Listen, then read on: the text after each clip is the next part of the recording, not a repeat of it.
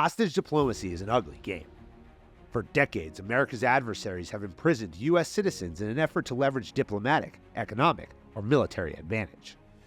These cases range from exaggerated charges to disproportionate penalties to outright lies. And each case affects both the lives of the incarcerated, their families, and ultimately, American power. Jose Pereira was held prisoner by the Venezuelan government for 5 years. He was a CEO of Citgo, and after a Thanksgiving Day meeting in Caracas, he and 5 other Citgo executives were arrested and charged with bribery, corruption, and other false charges. They became known as the Citgo Six. Jose joined me to share the story of his captivity, his year-long solitary detention in the Submarine, starvation, sickness, sham trials, and his time in a coma. Jose talks about his mental battles with depression and suicidal ideation. But like all great leaders, Jose sought solutions using the buckets his food was delivered in as a clandestine courier service to exchange letters with his wife. These letters kept him alive, gave him hope, and now serve as the foundation for his new book, From Hero to Villain, My True Story of the Citgo Six. Watch, listen, or read our conversation from Epigen Technology in Arlington, Virginia. Follow the Jedburgh podcast and the Green Berets Foundation on social media. Listen on your favorite podcast platform and watch us on YouTube as we show why America must continue to lead from the front, no matter the challenge. Special thanks to Hostage US for supporting the families of American hostages and those wrongfully detained, as well as the hostages and detainees when they return home. Jose, welcome to the Jedburgh podcast. Thank you for having me. And more importantly, welcome home. You spent 5 years as a political prisoner of the Venezuelan government.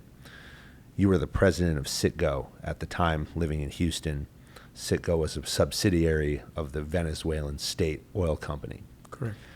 Take us back to Thanksgiving Day, 2017, when you get a call to come to Venezuela.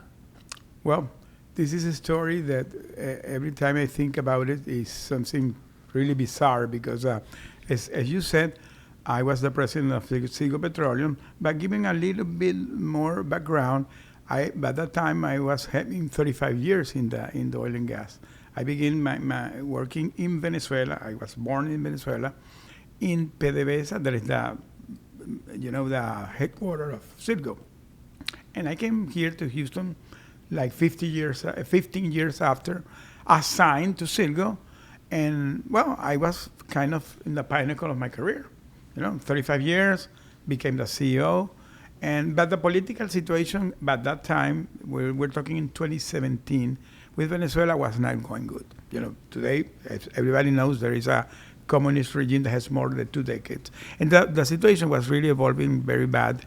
And the political things, was being tense. There was sanctions that had been imposed. But I was looking at that, and you never expect that can affect you because you're in the private side. So I was in here in a movie with my wife, and I received a phone call to go to an unexpected meeting in the following day. And well, I didn't see nothing wrong because it was close to December, budget season. We were revamping a refinery. I had to present a project. I flew the other day. In the days before Thanksgiving, and we did this meeting. I did a presentation, and when we were finishing the presentation, we saw a bunch of guards. I will always say they were in RoboCop outfit because they were on black suit and they had big masks with skeletons, and they had here a sign called DGCIM.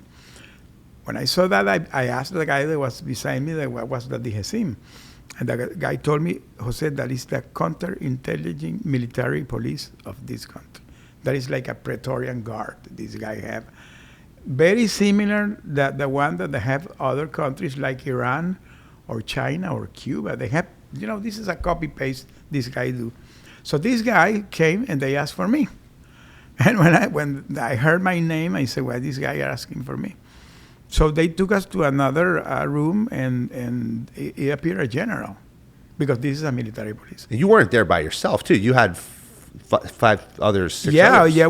I flew with, because as I said, we were revamping a refinery. We were revamping a refinery in Aruba.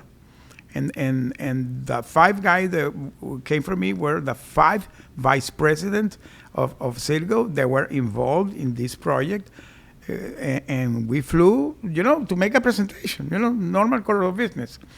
And well, we were charged. We became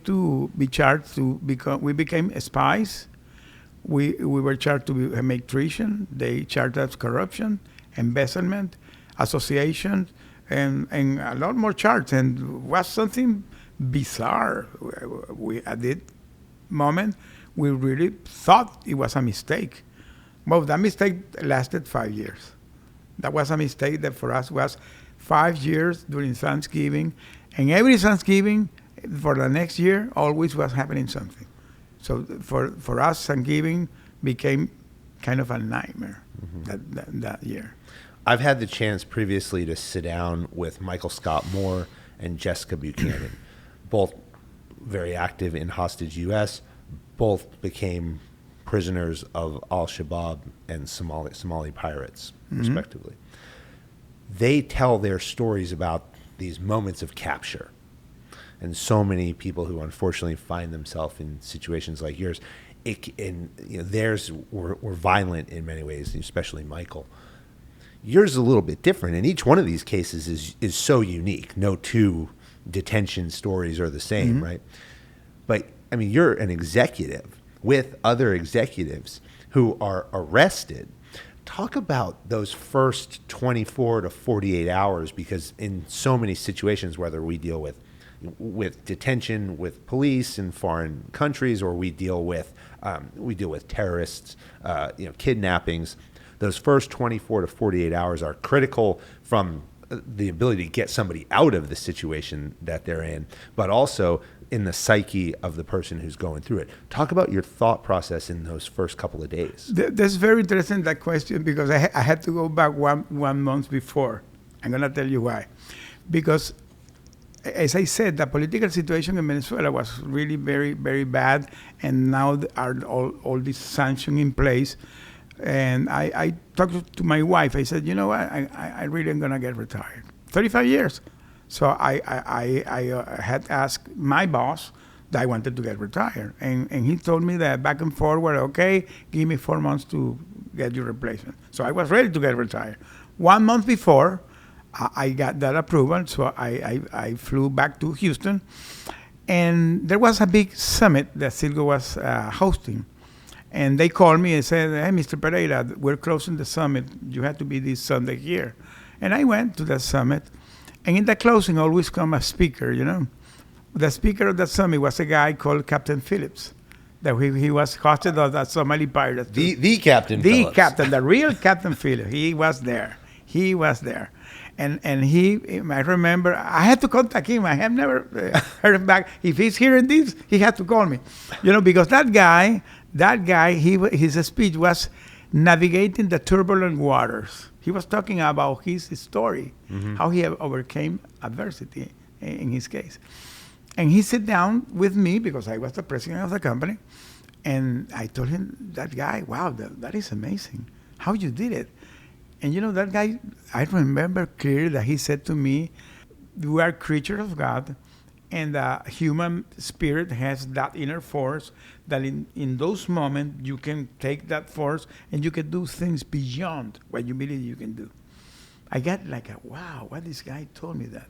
Well, answering your question, that we were caught that day when the military told us that we were being charged of espionage and treason. They put us handcuffed. Can you imagine I finishing my career, getting to get retired during Thanksgiving, and now I see myself and my colleagues with handcuffs. And they load us in an armored truck, and we stayed like more than 10 hours going all over Caracas, seeking for paperwork they had to do. Nobody was prepared because this was a sham situation, so nobody knew how to handle it. So everything was through phone calls. So do you think this was planned, or do you think there's a target of opportunity? Planning was targeted, both. Was planned and targeted. Because already they were having issues with the U.S. government 6 months before. They didn't have nothing to leverage, because the problem with the situation of the hostage diplomacy is that they targeted you. They target high-profile people because they need to leverage you. This is the way it works. So that was totally planned and totally targeted. And but of course, the masterminds, they knew what they wanted to do, but all the people that were around, they didn't know. So everything was during phone calls. We saw how they were try to handle all the paperwork. We arrived to the place where we finally stayed during years. It's called Boleita. It's the headquarters of this military group. And we headed there like more 1 or 2 a.m. in the morning, tired, sweaty. I was with a suit. I was totally sweat, starving. We didn't eat nothing, with handcuff. And that night we stayed there with handcuff all the night. So I had to sleeping in the floor with the handcuff. I didn't sleep. And when they came the morning, it came a lieutenant. That guy was a real sociopath. He was really, really a sociopath. He began to give us a lot of psychological torture. And after that, we were. What was he saying? He was yelling. He was mocking. He was trying to break us, literally break us. And he, of course, we broke because we were. I'm not a military. I didn't know how to handle this, because let me tell you, oil and gas is a challenging industry. I was really used to handle crisis management, because in oil and gas it's very typical that you can have a blow up in a well, or you can have a fire in a refinery. So you are trained for that, and you're trained how you can behave and how you can respond. But this was something totally awkward and new for us. So I was in shock, because I didn't know what was going on. I didn't know what was happening to us. I said, there has to be something wrong here. Well, after that day, in the morning, we were put in a basement, a 3-story down, a totally locked basement. They call it the Submarine. And we were separated. The last time I saw the other guy was almost 1 year after. The last time I heard the voice of my wife was 10 months after. So I stayed 10 months in totally confinement. The lights 24/7 turned on. We began to starve. There was no food. We stayed days without eating. I lost 100 pounds. I lost 100 pounds. The clean of the was so, a lot of cockroach. I got scabies. I got bronchitis. So I began to spot blood. I was in a very, very bad situation. And we found that someday appeared a commission of the UN, because in the meantime, the situation, we didn't know what was going on. Today I'm aware what was going on, because now I know what happened.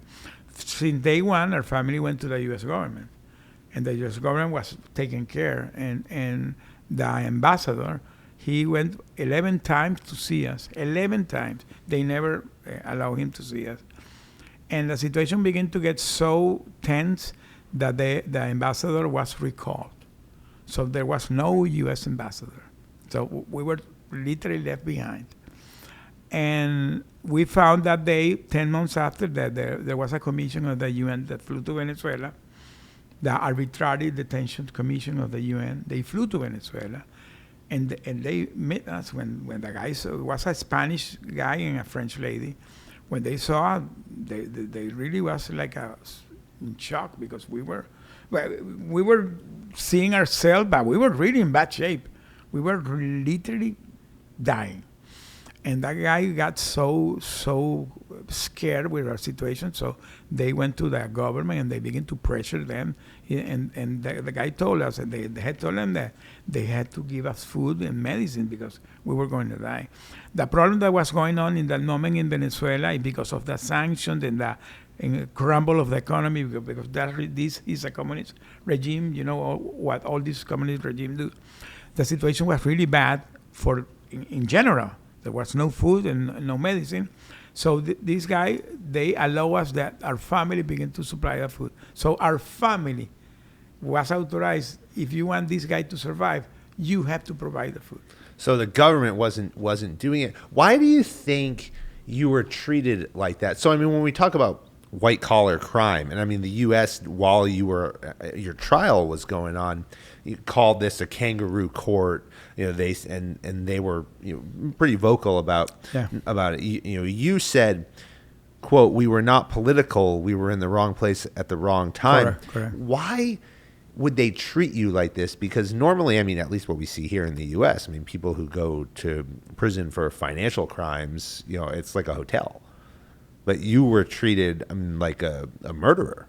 Yeah, you know why? Because this guy wanted to put a lot of pressure in the U.S. government.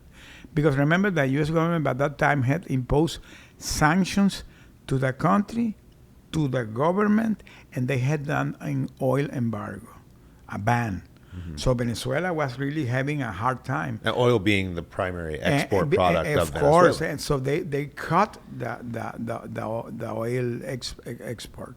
So this guy began to ask for us to get lifted the sanctions, to get lifted the oil ban. Can you imagine that? So these guys were asking a lot for us.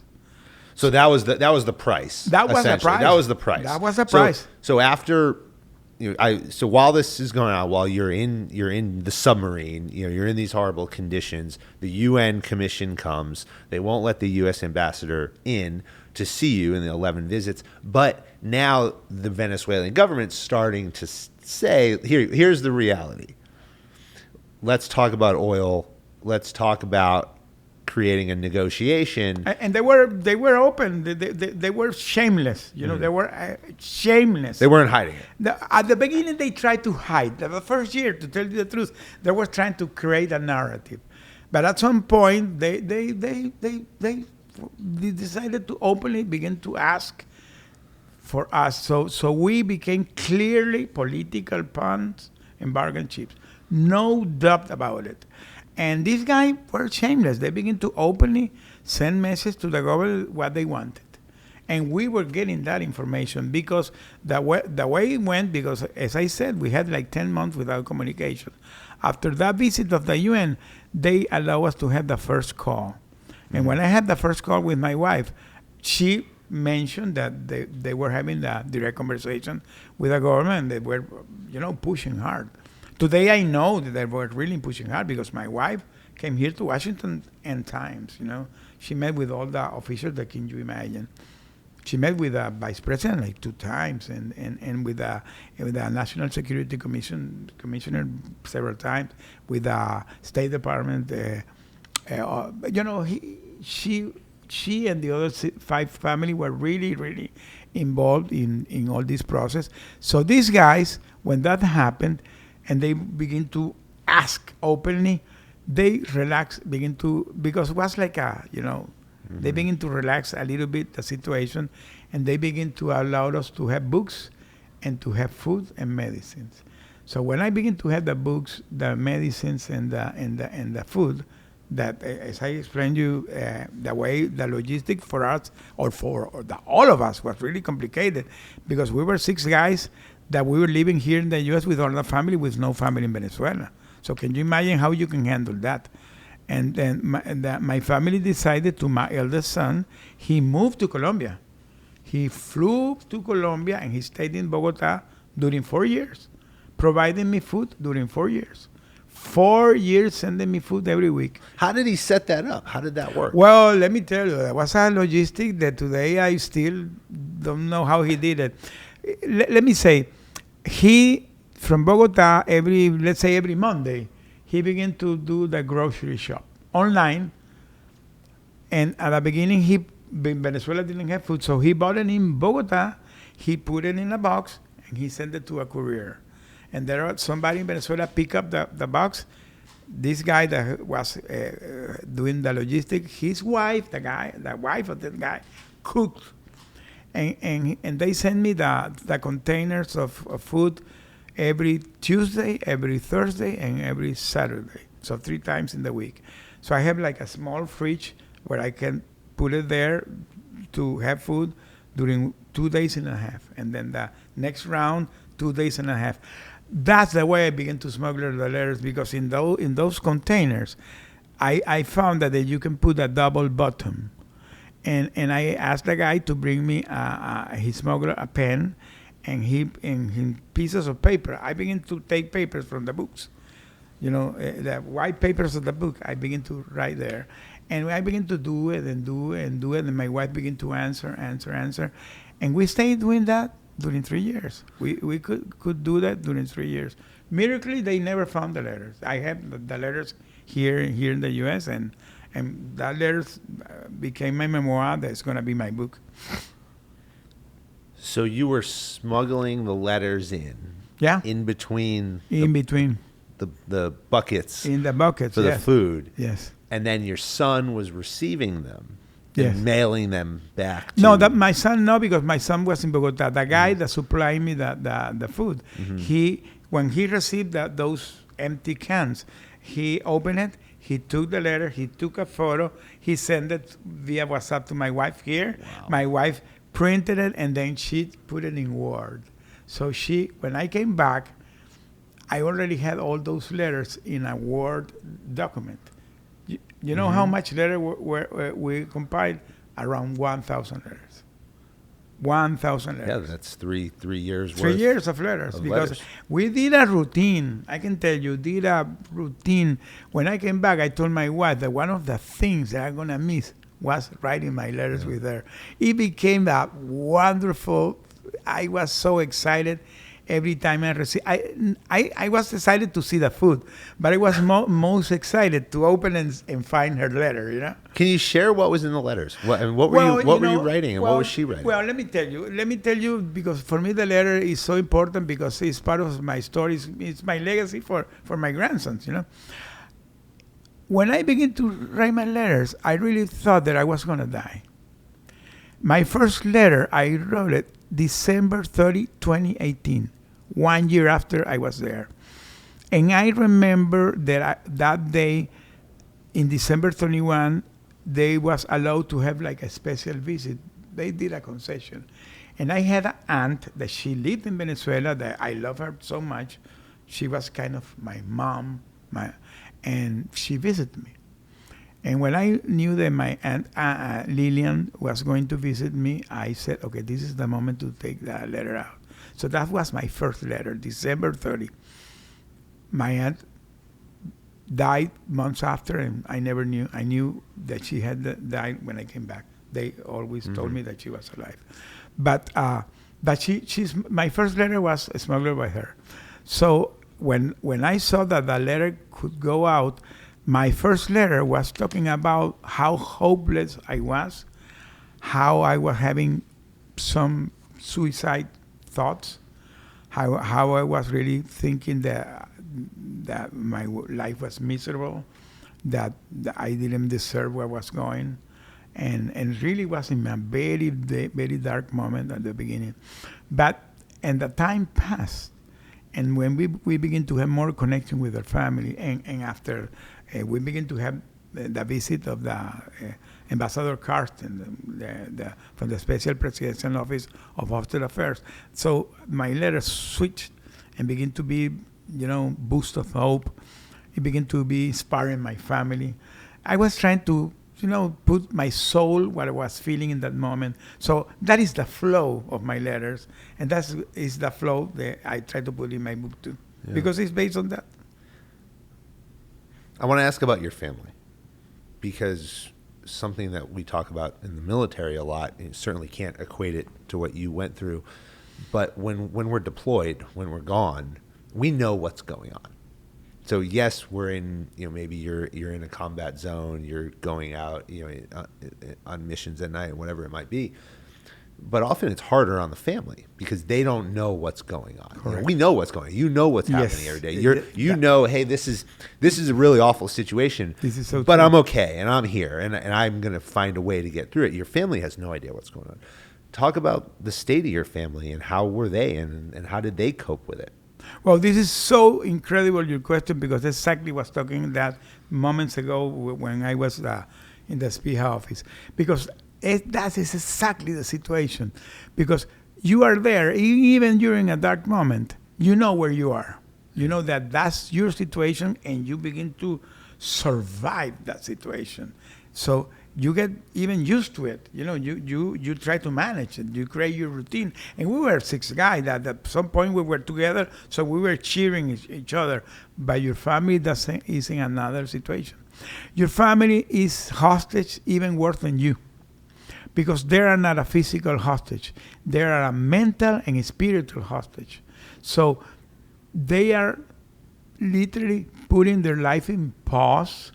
They are suffering because they don't believe what you are saying.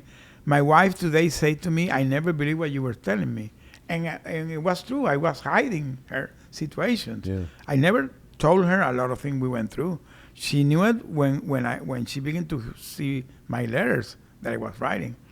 So you know, the suffering of the family is undescribable.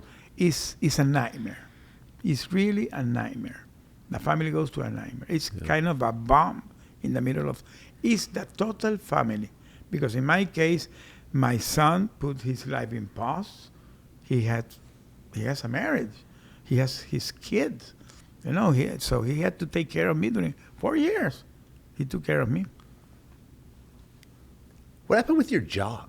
What was Citgo's position on this? That they have an entire executive team, including their president, is detained. You know, the problem with Citgo is that Citgo, as you said, belongs to the Venezuelan government. So and now today is even worse, because now it's a problem between the opposition and the Venezuelan government. So really there is a political thing inside that company that is not normal. It's not normal. So they itself, they were caught in that situation, because it had been a pure American company, ExxonMobil or Chevron, the situation had been different. But they were like caught in the middle of the situation, because the people that were there, they had to receive instructions. So, you know, we were it was like a catch-22 situation for us. And did you lose your job? Where you continue to be paid? I mean, what? Well, there what is something that I don't want to talk about much about that, because I'm still in a situation. Okay. Unresolved situation.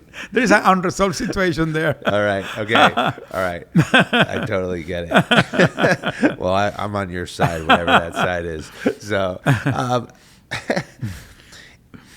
you spend that first year in kind of this deep captivity, and then after that, as you mentioned, things kind of get loosened up.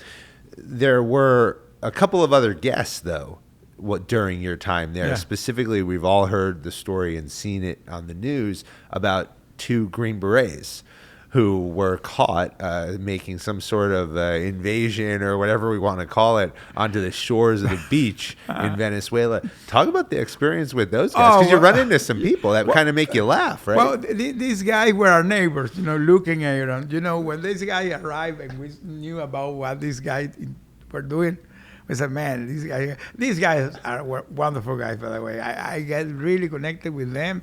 Today, I'm by the way, one of the families, the family of Luke, his mom, his dad, they are wonderful people. I'm very connected. By the way, when I came back, 1 week after, I met with them. It was crazy, because we were having a recording like this 1 week after with a guy, a producer that he's trying to produce a series of this. And I met with the family, and during the meeting they received a phone call. He was Luke that they given a call, and I could talk with him. You know, 1 week after I came, I was talking with the guy. Hey, Luke, hey, you have to stay calm and, you know, have hope. Oh, these guys are awesome. They're awesome. Then, you know, because they were our neighbors, we were totally isolated. We were not with the other political, because we were with a Venezuelan political prisoner, but in a different place. Mm-hmm. So we were in a cell, the 6 of us now, and our neighbors were looking at us. So they allow us to go with them to the walking, to take air. So we were kind of cheering each other, and it was funny because the last year when the negotiations were already in place, Ambassador Carson had flew 3 times to Venezuela, so it was more clear that something was going to happen in some moment. They began to relax more the situation because our situation evolved according to the situation, how evolved the political situation. Yeah. So now at that time, they're having clear conversation, and it began to evolve. But yeah, these guys were great. October 2022, you're sleeping, a guard comes to your cell, wakes everyone up, tells you to get dressed. Talk about the moment. Well, 5 a.m. in the morning, we receive a notice to go to the door. They called us always Citgo 6. Hey, Citgo 6, come here. You know, we became the Citgo 6. Yeah. You know, everybody called us the Citgo 6. Citgo 6, come here. And we went to the door. Dress up that you have a meeting. We thought, because we were in October, Ambassador Carson was flying to Venezuela every 3 months. Mm-hmm. So he went in December 21, March 2022, May 2022, and now it's October. So we thought that was he coming. And when they said to dress up, we had to put a yellow outfit, so we called it the Minion outfit. So we told the guys, hey, Minion outfit, my friends. So we were going to put our Minion outfits to go to the meeting. And the guy came, the big boss came and said, no, take out that outfit. Put your normal civil outfit that you're free. Free for us was what that means, because we already had 2 house arrests that was back and forward, because they gave us 2 house arrests. They took us out every time the political situation was, they brought us back. We were like going back and forward. It was a nightmare. So we thought that was another house arrest. So when we went to the office, we see a lot of, nurses and doctors and things, and taking blood tests and things. Well, what's going on? They put us in an armored truck, and when we saw that we were going out in installation, I saw a sign that said Maiquetía Airport. When I said Maiquetía Airport, I said, okay, now this is happening. What was that feeling? Oh, wow. I was in shock, but more in shock was when we arrived, because when we arrived, I saw that we came to the PDVSA hangar. PDVSA was my company where I worked all my life. And they put it on a plane that I flew in those planes all my life. So I knew those planes. So when I was coming to the plane, the guy that received us was one of the most terrible people that are in Venezuela. He's a guy called Angola. A very, very, very terrible guy. He was the guy that received us. They put us handcuffed, they tied our legs, and they were going to put us hooks. When the guy was going to put us hook, I saw, this guy is going to throw in the middle of the sea, So we really got scared. I told the guy, why you want to put us hook? I cannot breathe. And I said, no, be calm that you're going to be freed in 1 hour. And I said, 1 hour? Where we're heading? Because to Houston was 5 hours. So we began to think 1 hour could be Cuba. So we thought that we were heading to Cuba. I said, they're going to send us to Cuba. Well, finally we landed was in an island called San Vicente in Grenadine. It's a very tiny island in the middle of nowhere in the top of Dominican Republic. It's a very tiny island. We landed there, and we landed like 5 or 10 minutes after landed the U.S. plane. And when the U.S. plane landed, it came the vice president of Venezuela. He was who came there in another plane. And then they told that take off the handcuffs, the ties, and he told you had to walk to the plane. And when we were walking to the other plane, we saw 2 guys walking to us, and I saw those guys. There were the 2 nephews of the president of Venezuela. They were in a jail here. So that day we learned that we came through a prisoner swap. So we came through a prisoner swap, and I asked because the ambassador Carson was there, and I told him, those are the nephews of Maduro. He said, yes. Oh, okay. So we were swapped with the guy. Okay.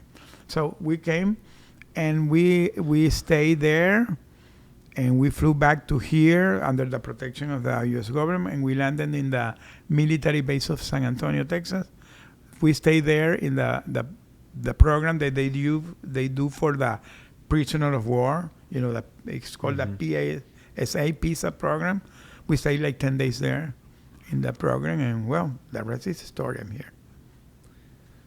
Talk about the prisoner exchange for a second, because it's interesting when we look at these cases what people are looking for, what the other side is looking for. I mean, Michael Scott Morse, they wanted $25 million.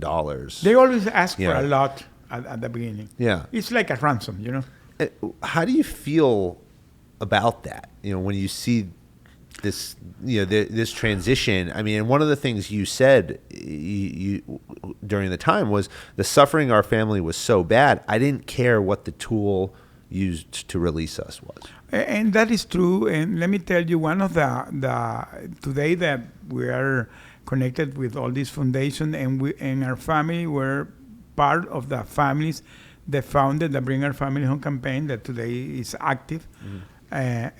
One of the statements of the campaign is bring the Americans back no matter the tools that you need to use. It's a difficult call. It's a very difficult call because there is a lot of political implication behind.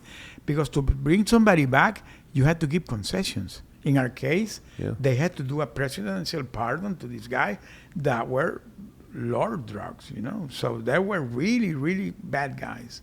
So you had to take a swallow and take a hard call to bring people back.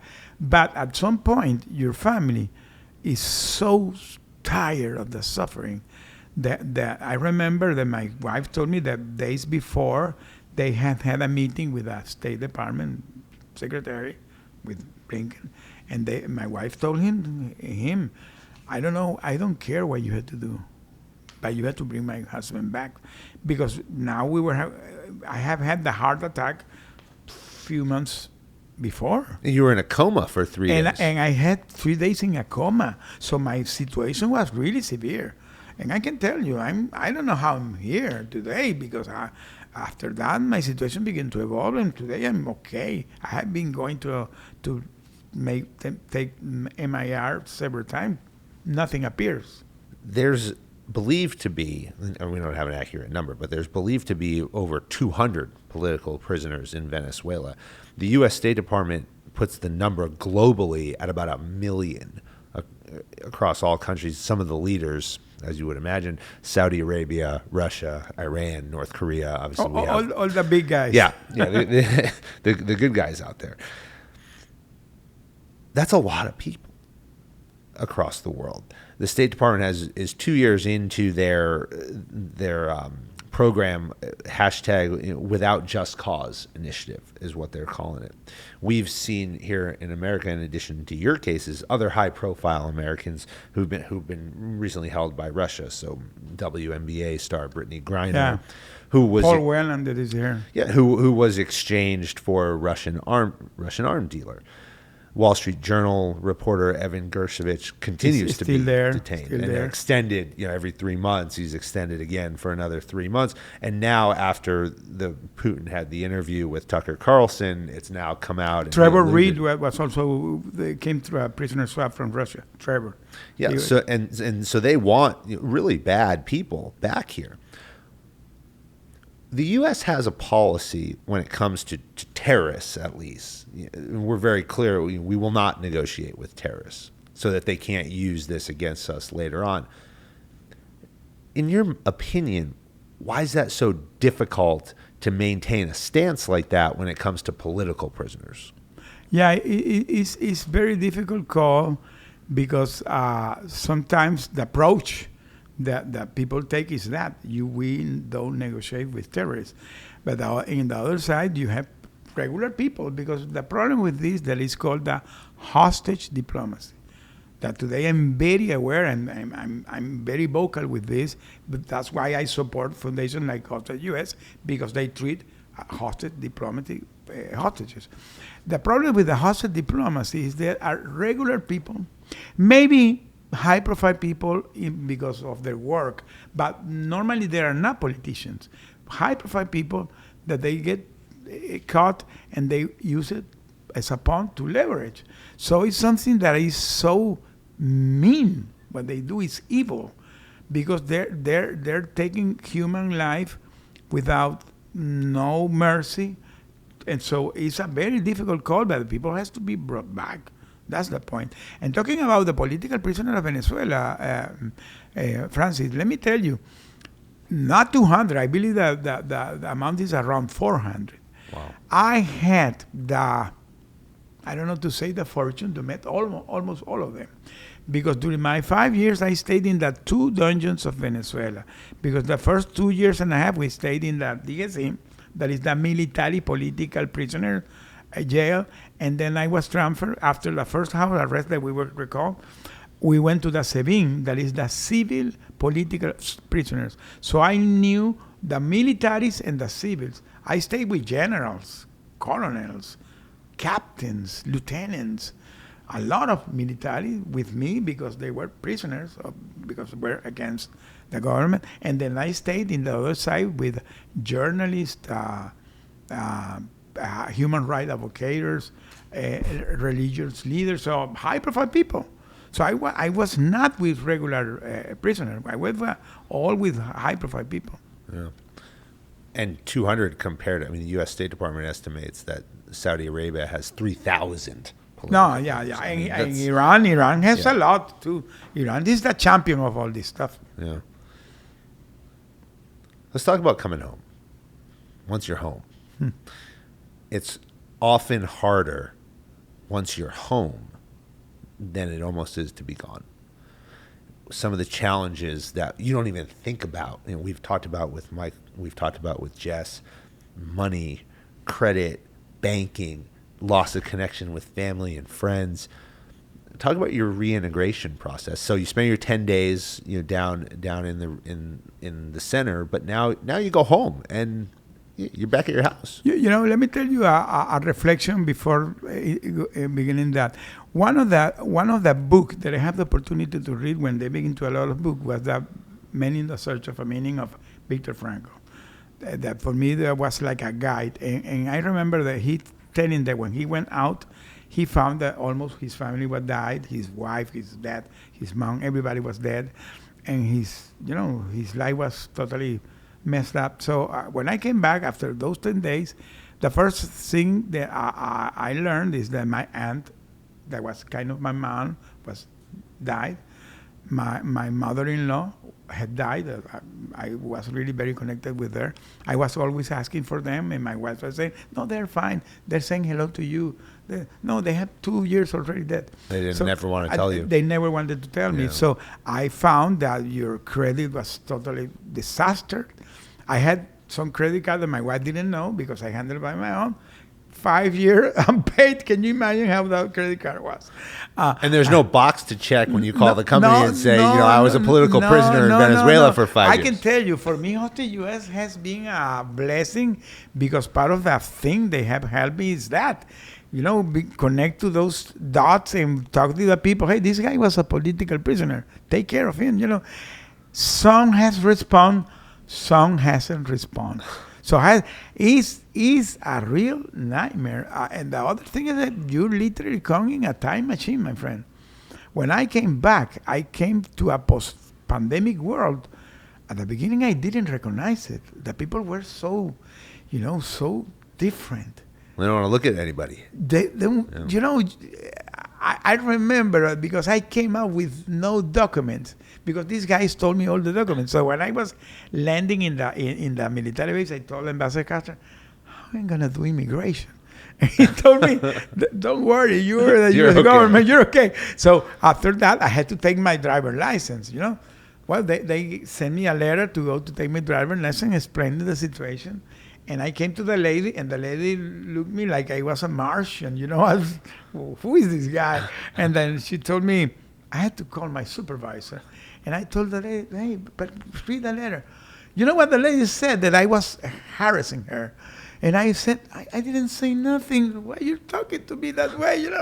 What's happening to you guys? This world has changed. And for me, it was very impacting at the beginning. Because, you are literally in a cage during 5 years. So you came out that cage, and now you find a different world. And your life totally scrambled, and your family, people that you have lost. And it's really difficult to restart all that thing. For me, beginning to write my book through my letters has been so healing, because I have been having opportunity to go back to those memories. I have a therapist today that was appointed by Hostel US. By the way, she flew yesterday with me. Oh, nice. Yeah, we're friends today. More than 1 year, talking every Thursday with her, we became friends. But it's been part of that healing process. It's a difficult situation, my friend. I can tell you, I'm thinking one of the next book is going to talk about that, the process you go after you come, because to tell you the truth is even worse than being there. Yeah. You brought up Hostage US. And Hostage US they don't really get involved with the captive, but they get involved with the family during detention. Yeah. But it's after detention where, as you said, they truly do their best work, because there's such a defined process. There's about 200-ish, a little bit more in the last year or so. There's about 200 Americans who are in some sort of detention, unlawful detention, whether it be kidnap, hostage, political prisoner, globally right now. What we've seen over the last couple of years, I've been involved with the organization now for about 4 or 5 years, and what we've seen is 5-6 years ago, it was heavily weighted towards kidnap. Now we see a much heavier weight put on more like your situation, the political prisoner aspect. It's almost 90-10 is what Dave was telling us yesterday. Talk about how instrumental they've been. Well, first of all, Hostel US, I always tell them that they are angels in earth. That's the definition of these guys. These guys are so wonderful. They begin to take care of me since day one. I landed in San Antonio, and the first thing that I received is a message from Hostel US telling me, Jose, if you want to be considered, there is this person that is available for you, because they give you a focal point. I began to work with that guy since day one until today. Until today. They have never abandoned me. These guys are really angels in earth. Even for me, sometimes it's kind of funny, because we're doing nice, and I receive a message, hey, Jose, how is doing? How are you doing? They're always taking care of you, because the work they do is a wonderful work they do behind the scene. Mm-hmm. We're working with you and your family, because it's not only you, it's your family. So taking care of your physical health, your mental health, your financial situation. They give a lot of advice, a lot of support. One of the things I'm going to say here openly, that after I came through this military program, the State 10 Days, because I had so much issues, we were transferred to there is a big trauma center in North Carolina called WakeMed Medical Center, and I stayed there almost 2 weeks. They did a full screening of me. So much interaction with them that, by the way, I became friend of the director. He's gonna do the prologue of my book. Okay. We got connected, because this guy do a very wonderful job. But they took care of me since day one. So Hostel US is something incredible what they do. That's why I got so connected with them, and every time they ask me to support them, I'm there in the front row with them. The book's coming out soon. You mentioned that when you built the book and you thought about how would I actually structure it, you used your letters. Going back through the letters has really allowed you in many ways to relive it, but process it. Yeah. How was that process of writing the book through the letters, and what did it do for your own ability to reconcile what happened to you? Well, was tough at the beginning because I sit down with my wife. Literally, she was my editor. So we sit down in the computer because she has transcribed the letters. And when we begin to go back to them, we were crying a lot. A lot of memories, a lot of moments. Because, the brain is something crazy, because sometimes, and maybe you know about that, when you go with these very severe traumas, there is a way of protecting you that he tried to block those memories. So for me, it was difficult because my memory were in my letters, So I had that moment. Today is April 19. Today is 10 a.m. It's happening this. So it's like boom, boom, going back and back and back. But today also, my therapist, as I say, that we became friends, she has told me that really has been helping me a lot, because I went back to my memory, so I can have the opportunity to take it back and throw it back. So I throw those memories in the book. And for me, it really has been really healing. I've been really healing. Last question, test question now. Habits are required for elite performers, those who want to succeed in what they do. People have to develop habits. They have to be your foundation. Mm-hmm. Everybody has different ones. I talk about the Jedburghs, the 3-man teams that parachuted behind enemy lines, right? They had to be able to shoot, they had to be able to move, they had to be able to communicate. If those were their core foundational tasks, the things that they did with precision without thinking about it every day, they could focus on other challenges that came their way. You had to focus on one of, if not the most biggest challenge that anybody could ever face. But as you reflect now and you think about your life and you think about what's next and what you've gone through, what are the 3 things that you do every day to set the conditions for success in your world, your habits?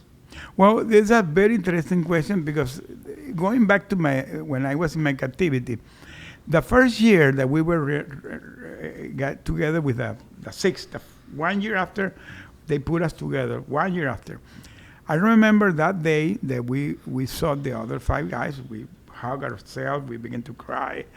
But we did like a board meeting, because remember, we were executives. Yeah. We did all our life strategic thinking and tactics and strategies, because oil and gas is that. And then we did a board meeting, and we created a plan to survive. We did a very structured plan to survive. And that plan is the way I crafted. I decided to create a coaching program based on that. So I have a coaching program called Life Pills for a Survivor Guide that I created based on that plan. Because that plan allows us to survive, but you can replicate that to your life and to your business. Yeah. There's a lot of things like being focused, being positive mindset, stick to their loved ones, look to your inner circle, go to your spirituality, take care of your mental, physical health. So there are a lot of things that we did there that I think that today I apply in my life. So this is something that I decided to continue doing. And the spirituality part, that I did rediscover God, and today I'm connected to my church. I do church service. So my life changed totally. This is another Jose Pereira. In my previous life, I was a oil and gas guy, never take care of what was going in the world. I was very focused in my thing. Today, I'm connected with the foundations, support other hosted families. I went do church service. So my life has changed. It's a total shift in my life. Wow. So what are the 3? Huh? What are the 3? What is the third one? Oh, well, what 3 do you have that you do every day? Okay, the 3, okay. Yeah. Well, the first thing that I do in the morning is wake up and say thanks to God that I live in. I have 2 dogs that they sleep with us. I enjoy them. There are 2 pugs, they snark a lot. So I take them to make a walk. And walking them in the morning for me is so wonderful. Today I can really see the small things in life that I don't know how to say this, because you have to go to this process to understand the importance of that. That you are alive, that you are breathing, that you have these dogs, because all my kids are grown up, so everybody left the nest, you know. But now we have the opportunity to gather with them. I have my grandsons. I enjoy them a lot, you know. So this is the type of thing that today I really, really appreciate. I really, really appreciate the thing today. Well, we have the Hostage U.S. annual reception tonight, Mm-hmm. so we're going to get a chance to see, many of the folks who are involved in the organization. I think it's very interesting because one of the most valuable things I would argue that comes out of Hostage U.S. is the community that's built around really a club you don't want to be a part of. But unfortunately, it is something that's out there in the world. And there are great organizations like this who are advocating and supporting those who've been through these difficult situations. But to hear the stories, it does make you think about exactly what you just said. We got to be thankful for being here, because for reasons we may know or don't know, one day it may all change. And we have to be thankful and be prepared, and also think about how will we react, how will we respond. Yeah. And I always learn so much about just perseverance and resiliency and adaptability when I speak with you and people like Mike and Jess who've been through these situations. And you have to ask yourself, like you did with Captain Phillips before you were there, could I do it? But the most, I think, invigorating thing, and the thing that motivates me the most when I hear all of you speak, is yes, you were unprepared in a lot of ways to go through what you did, but great leaders find a way to win. They find a way to get through the most challenging situations, and you did. And I thank you so much for taking the time on a busy couple of days for you to stop by here, sit down with me, tell your story, share your lessons. And as I said in the beginning, welcome home and thank you. You said something that for me, I always say, you came part of a club you never wanted to be. This is your family that you didn't never ask for them, but now it's part of your life. Because now I'm so connected, not only to Hostage USA, with all the other foundations. Next week, I'm going to come to the James Foley Legacy Foundation too. And they do a wonderful job. I admire all these guys. These are the anonymous heroes that there are angels in earth that support so much the people that they do their job because they believe in that, period. Yeah. Thank you. That's Thank you the for having me. Thank you.